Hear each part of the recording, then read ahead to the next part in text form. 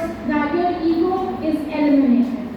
Don't boast, don't gloat. Don't make yourself out to be big, rich, important, or anything that ego attaches to. When ego is lost in one speech, the listener finds peace in it. With these great words of Sant Kabir Das, I would like to wish you all a very productive day. I am Kripa Agarwal, and my topic relates to exactly what you experience right now, the power of words and how to use them wisely. Words, when said or articulated in the right way, can change someone's mind. They hold the power to alter someone's opinions and beliefs. You, my friends, right within yourself, hold the power to bring someone out of the slums of their lives and turn them into a successful person, or just the opposite. Doesn't that seem a bit too good to be true? The most lively example of the word theory can be seen in trees and plants. If we enter a garden with negativity and lethargy, the plants start to wilt. However, if we nurture them carefully, happily, and with friendliness, they blossom lively. Words hold power. A simple choice of word can change someone between accepting and denying your message. You can have a very, very beautiful thing to say, but say it with the wrong words and shh, it's gone. Let us take the example of a 4-year-old boy who has a bad habit of drawing on the walls with crayons. Assume we go to him and say, hey, are you stupid? Don't you ever do that again. And guess what? He will do it again. Nobody likes to be threatened. Nobody likes to be intimidated. His pride won't allow it.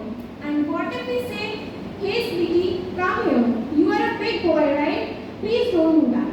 He won't repeat it again. Because his pride wants him to be the big boy. Have you ever wondered why no one cares about global warming despite it's such a big issue that it could kill all of us? Because whenever we go to our home and flip on the TV, we can see some expert trying to talk, and it goes like this. Ladies and gentlemen, according to the statistics, the ozone layer levels have been rising, the water levels are on an alert, and the message never gets across. Words have the power. Their meaning crystallizes the perceptions that shape our beliefs, that drive our behavior, and ultimately they create our world. Their power arises from the emotional responses when we read, speak, or hear them. They are extremely powerful tools that we can use to uplift our energy and improve our lives. Even the words that we expose ourselves to can make a disastrous change in our energy and personal vibrations. Just try and sit with a chronic complainer for a few minutes who uses all sorts of negative terms, and trust me, you will feel your personal energy bottom out. How many times a day do we throw our words just like that, without any second thought? We say, I don't like my hair, I'm so stupid, I don't look fine. Can you imagine the amount of negative energy that these words put through our body? And can you wonder that these words even affect us physically? Some of us are in the habit of repeating the same negative words again and again. The problem is, the more we read, hear, or speak a term, the more power it has over us. Because our brain uses the theory of repetition. It looks out for consistencies and patterns to make sense of the world around us. Now, consider how many times have you falsely called yourself stupid, ugly, or anything like that, and you'll begin to understand that your internal propaganda shapes a false self-image. Okay, we do understand that, but how do we harness the power that words hold for our own benefit? Let me tell you. Start with the ones that you are using. Go on a negativity diet. Instead of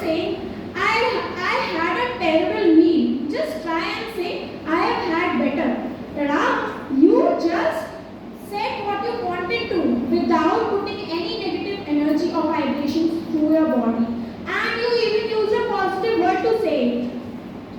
If you have some negative Nancy's or downer Dans in your circle of friends, please try to limit the time spent with them, because negative energy has a way of attracting everything surrounding it in, just like a black hole.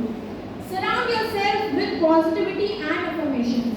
Wear clothes that have positive phrases on them, and just imagine the amount of positive energy that you will be generating for your own selves. Only wise use of words can shape our thought and concept.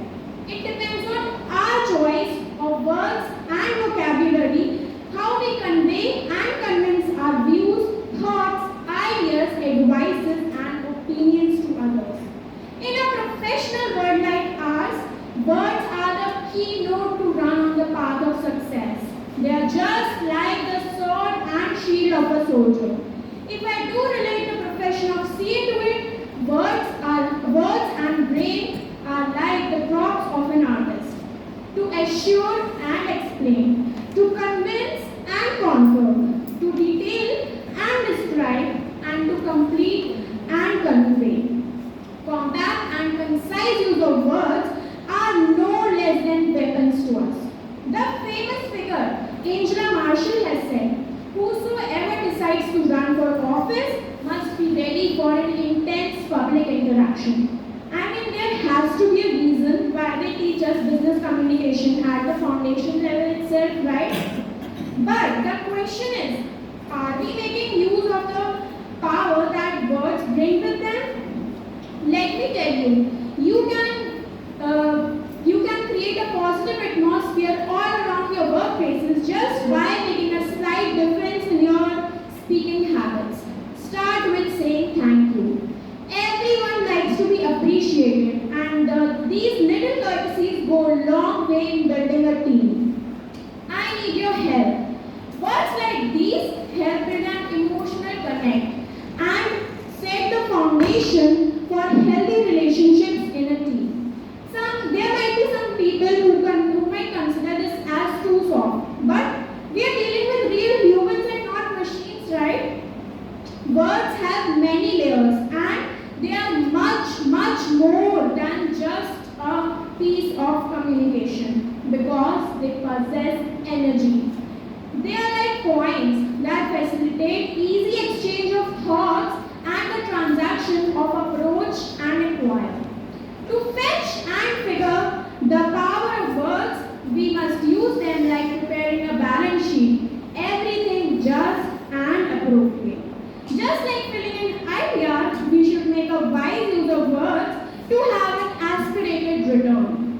Use of words must be done so wisely and carefully as in a project report, everything just in its place.